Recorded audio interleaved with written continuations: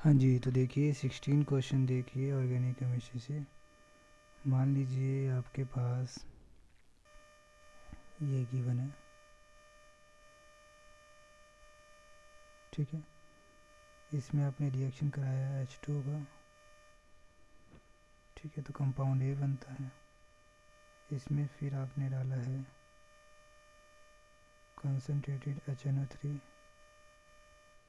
Compound B का formation होता है, ठीक। अच्छा, इसी में आपने डाला है D2O, तो कंपाउंड C का फॉर्मेशन होता है। अच्छा, इसी में आपने डाला है क्या कह सकते हैं, चलिए RCOH, तो कंपाउंड C का फॉर्मेशन होता है, ठीक है। और इसको आप FeHCl के साथ रिएक्शन कराते हैं तो कंपाउंड AB, अच्छा C 2 बार हो गया, D कर लीजिए इसको, तो E का फॉर्मेशन होता है, ठीक। और इस E में आप रिएक्शन कराते हैं Br2 इन एक्वस, तो कंपाउंड F का फॉर्मेशन होता है, ठीक है। तो आपके बार आपके पास ABCDEF है। तो बताइए ज़रा इसमें क्या प्रोडक्ट बनेगा, ठीक है। तो चलिए स्टार्ट करते हैं। तो आपके पास ये ग्रिग्नार रिएजेंट है, ये आपको समझ में आना चाहिए। ये एक तरह का फिनाइल मैग्नीशियम ब्रोमाइड है कि नहीं। इसमें ये वाला पार्ट एज अ न्यूक्लियोफाइल काम करेगा। ये बेशक आपको गिवन नहीं है, तो यहाँ पर नेगेटिव है, यहाँ पर +2 और यहाँ पर माइनस है, ये आपको दिखना चाहिए था, ठीक है। अच्छा, जब ग्रिग्नार रिएजेंट का रिएक्शन आप पानी के साथ कराते हैं तो हमें पता है कि जब ग्रिग्नार रिएजेंट का रिएक्शन पानी या ऐसे रिएजेंट के साथ रिएक्शन कराए जिसमें एक्टिव हाइड्रोजन हो, तो ये वहाँ से एक्टिव हाइड्रोजन निकाल लेगा और अपने ऊपर लगा लेगा। मतलब जैसे कि कोई भी ग्रिग्नार रिएजेंट है RMgX, ठीक है, और आपने इसका रिएक्शन इस तरीके से कराया है कि मतलब उस रिएजेंट से कराया जिसके पास एक्टिव हाइड्रोजन है। एक्टिव हाइड्रोजन मतलब वो हाइड्रोजन इलेक्ट्रोनेगेटिव एटम के साथ अटैच है, जैसे कि यहाँ पर वाटर के साथ, तो ये वाटर से H खींच लेगा और RH बना देगा। तो यहाँ पर भी इसी तरीके से ये बन जाएगा, ठीक है। अब ये H लिखो चाहे मत लिखो, बेसिकली ये बेंजीन बन जाएगा, ठीक है। तो यहाँ पर अगर हम देखें तो यहाँ पर हाइड्रोजन नहीं था, कहाँ नहीं था, यहाँ पर एक हाइड्रोजन नहीं था, ठीक है। अब वो हाइड्रोजन आ चुका है तो ये बेंजीन बन जाएगा, ठीक है। तो ये ध्यान रखना।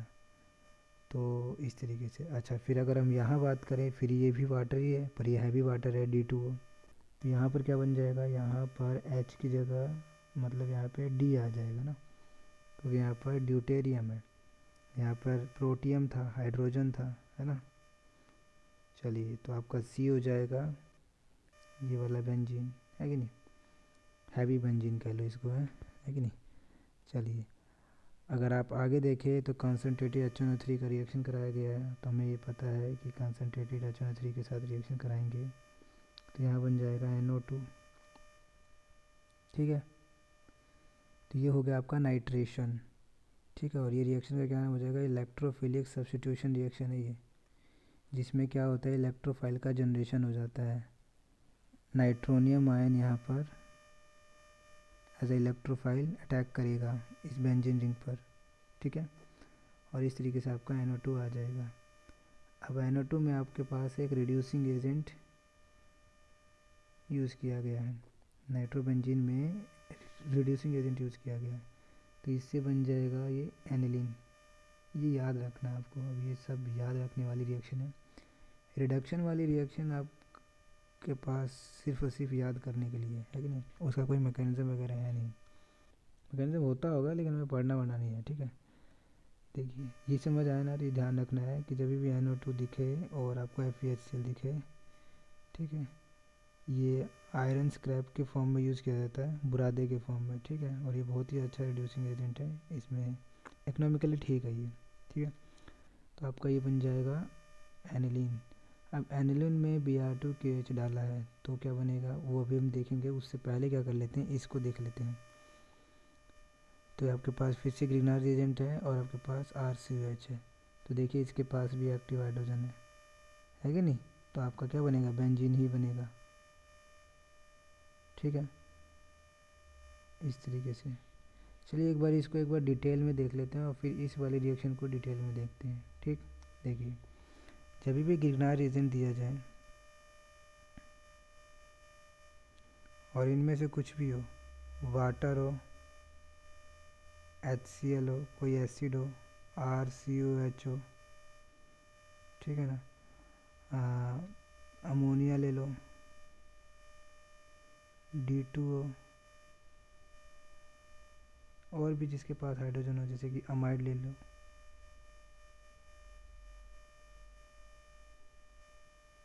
ठीक है। तो हर एक से बनने क्या वाला है, ये वाला बंदा इनके हाइड्रोजन को खींचेगा, इसके हाइड्रोजन को खींच लेगा, इसके हाइड्रोजन को खींच लेगा, इसके हाइड्रोजन को खींच लेगा, इसके हाइड्रोजन को खींच लेगा, इसके हाइड्रोजन को खींच लेगा। तो यहाँ से लेके यहाँ तक इन सब में क्या बनने वाला, RH बनने वाला है। आ रही बात समझ में? अच्छा, इस केस में खाली RD बनेगा क्योंकि यहाँ पर ड्यूटेरियम है, और इस केस में भी RH ही बनेगा। ये वाला हाइड्रोजन खींच लेगा, ये जो RNH2 है ना, RCONH2, इसमें भी हाइड्रोजन है ना, एक्टिव हाइड्रोजन याद है ना, इलेक्ट्रोनेगेटिव आइटम से अटैच होता है, वो एसिडिक होता है। ठीक है, तो ये इलेक्ट्रोनेगेटिव आइटम है नाइट्रोजन, तो यहाँ से खींच लेगा। तो हर एक के केस में ये RH बन जाएगा। अब ये R कुछ भी हो सकता है, बेंजीन था, मतलब ये था नेगेटिव, तो यहाँ पर बेंजीन बना लीजिए। अगर CH3 नेगेटिव होता तो यहाँ क्या बनता, CH3H मीथेन बन जाता। इस केस में CH3D बन जाता। समझ रहे हो ना बात को? तो इस तरीके से आपको ये समझना था। अच्छा, अगर हम वही बात करें, दूसरा जो कंपाउंड बनेगा वो क्या बनेगा, जैसे कि फॉर एग्जांपल मेरे पास RMgX है और आपने इसमें पानी डाला, तो एक कंपाउंड तो ये बन गया RH। दूसरा कंपाउंड क्या बनेगा, दूसरा कंपाउंड आपका ये बनेगा। ठीक है, हमें पता है कि इस तरीके से ये जाएगा, तो ये H+ के फॉर्म में, ये OH नेगेटिव के फॉर्म में, ये H+ वाला तो बंदा इसने ले लिया। ठीक है, तो यहाँ पर कह सकते हैं कि ग्रिग्नार्ड रिएजेंट जो है ना, वो एज अ बेस काम कर रहा है, नहीं न्यूक्लियोफाइल की तरह काम नहीं कर रहा है। जब भी ग्रिग्नार्ड रिएजेंट में एल्काइल पार्ट किसी H+ के साथ रिएक्शन करेगा या फिर H+ को खींच लेगा, स्नैच कर लेगा, तो वो आपका न्यूक्लियोफाइल की तरह काम नहीं करेगा R नेगेटिव, वो आपका एज अ बेस काम करेगा। तो ग्रिग्नार्ड रिएजेंट दो तरीके से काम कर सकता है, एज अ बेस भी काम कर सकता है, एज अ न्यूक्लियोफाइल भी काम कर सकता है।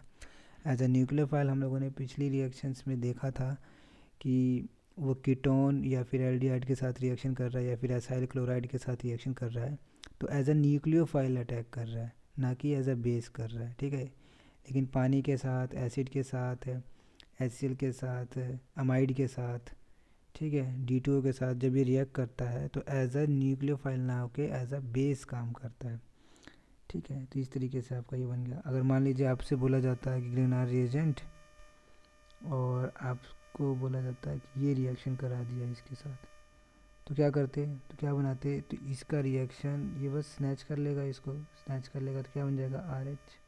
ठीक है, दूसरा पार्ट क्या बच जाएगा, दूसरा पार्ट आपका ये बच जाएगा RCO नेगेटिव। ठीक है, तो इस तरीके से आप लिख सकते हैं मैग्नीशियम +2 X नेगेटिव। ठीक है, तो ये दूसरा कंपाउंड बन जाएगा। आ रही है ना बात समझ में? जैसे कि अमाइड था RMgX, ठीक, तो इस अमाइड को मैं इस तरीके से भी लिख सकता हूँ, ये खींच लेगा सॉरी, ये आपका बन जाएगा। ठीक है, और दूसरा क्या बन जाएगा, दूसरा ये बनेगा RN नेगेटिव। तो आपको दूसरा कंपाउंड इस तरीके से लिख लेना है।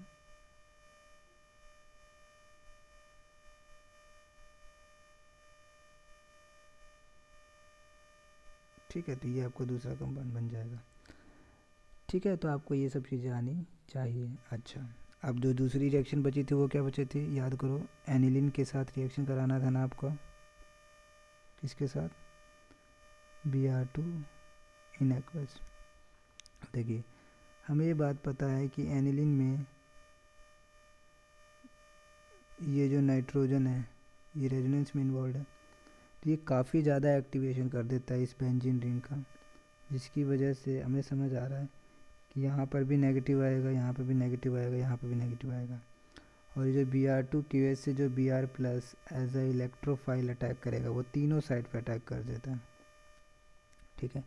क्योंकि काफ़ी ज़्यादा रिंग इज़ एक्टिवेटेड। एक्टिवेटेड का मतलब समझिए रिंग में बहुत सारे इलेक्ट्रॉन आ चुका है ऑर्थो एंड पैरा पोजीशन पे, ये ध्यान रखना एक बात, तो ठीक है। ठीक है, जिसकी वजह से क्या होता है तीनों साइड पर आपका क्या आ जाएगा, Br आ जाएगा, ठीक है। और ये वाइट पीपीटी का फॉर्मेशन करता है, ये ध्यान रखना, ठीक। तो इस तरीके से आपको ये चीज़ें समझनी थी। तो ये इलेक्ट्रोफिलिक सब्स्टिट्यूशन रिएक्शन है यहाँ पर, ठीक है। दोबारा से एनिलीन पे जो नाइट्रोजन पे जो लोन पेयर है वो रेजोनेंस में इन्वॉल्व है, और जिसकी वजह से इलेक्ट्रॉन ऑर्थो एंड पैरा पर ज़्यादा रहेगी इलेक्ट्रॉन डेंसिटी, ठीक है। जिसकी वजह से हम कह सकते हैं कि बेंजीन इज़ मोर एक्टिवेटेड है। तो जो Br plus as a bromium ion, bromonium ion, एक मिनट, ये क्या है, ब्रोमीन है ना, हाँ, ब्रोमोनियम आयन, ठीक है। तो एज ए इलेक्ट्रोफाइल ये अटैक करता है और तीनों साइड पर आ जाता है, ठीक है। ताकि क्योंकि बेंजीन इज़ हाईली एक्टिवेटेड, ठीक है। चलिए, ये ब्रोमोनियम सही बोला ना, जैसे क्लोरोनियम ऐसे ब्रोमोनियम, अरे मतलब Cl प्लस होता तो क्लोरोनियम बोलेंगे, Cl नेगेटिव होता तो क्लोराइड बोलते हैं, Cl लिखा होता तो क्लोरीन बोलते हैं। वैसे Br प्लस लिखा तो ब्रोमोनियम, Br नेगेटिव है तो ब्रोमाइड, ठीक है। Br है तो ब्रोमीन, ठीक है। चलिए, इतना तो आता ही होगा।